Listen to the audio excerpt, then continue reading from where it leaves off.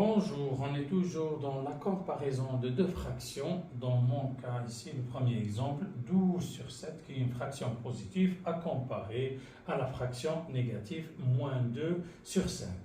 Dans l'autre cas, qu'on va détailler après, 24 sur 36 à comparer à 5 septièmes.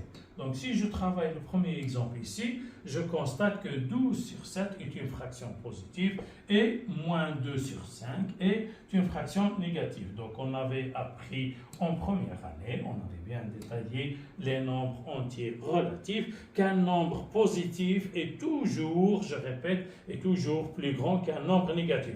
Donc ici dans mon cas, je n'ai pas à faire la règle des diagonales que je vous ai montré dans l'autre vidéo. Ici, je dois juste dire 12 sur 7 est plus grand que moins 2 sur 5. Attention, on avait dit que pour écrire le signe, je répète, plus grand, je dois penser au chiffre, donc au chiffre 7. Pour le deuxième exemple, 24 sur 36 à comparer à 5 septièmes. Attention, j'avais dit avant d'utiliser une fraction, je dois bien vérifier est-ce qu'il n'y a pas moyen de simplifier la fraction. Dans notre cas ici, qu'est-ce que je constate? Je constate que j'ai 24 et 36, il y a moyen de simplifier. Donc j'avais déjà fait une vidéo pour la simplification, je vais rappeler ça ici. Donc qu'est-ce qu'on a? Donc on a 24, une petite barre, 36.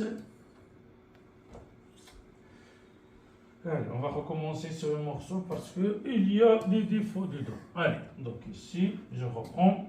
Donc 24 sur 36 à simplifier. Pour simplifier 24 sur 36, j'avais dit il ne faut pas s'amuser, diviser par 2, diviser par 2, diviser par 3, diviser par 3. On avait dit c'est plus simple de décomposer en facteur premier. Donc ici 24, un petit espace 36. Et je vais essayer de décomposer tout ça à mon aise. Donc, je l'avais dit tout doucement. Donc, tous les deux sont divisés par 2. 24 divisé par 2, ça fera 12. 36 divisé par 2, ça fera 18. Est-ce qu'il y a encore moyen de simplifier, monsieur? Oui, ici, il y a encore moyen de simplifier par 2. 12 divisé par 2, ça fera 6. 18 divisé par 2, ça fera 9.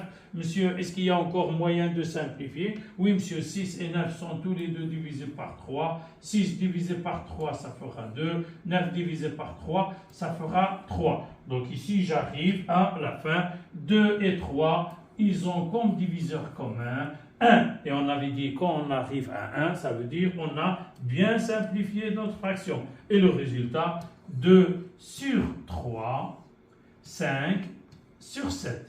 Ah monsieur, ici je vais appliquer la règle des diagonales. Donc je vais multiplier 2 par 7 et 3 par 5. 2 par 7, ça fera 14. Et 3 par 5, ça fera 15.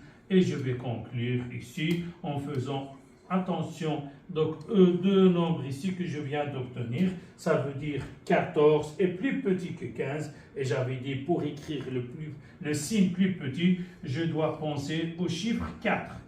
Voilà pour cette vidéo comparée de fractions, une négative et l'autre positive. Et on avait dit une à simplifier et l'autre, elle est déjà simplifiée.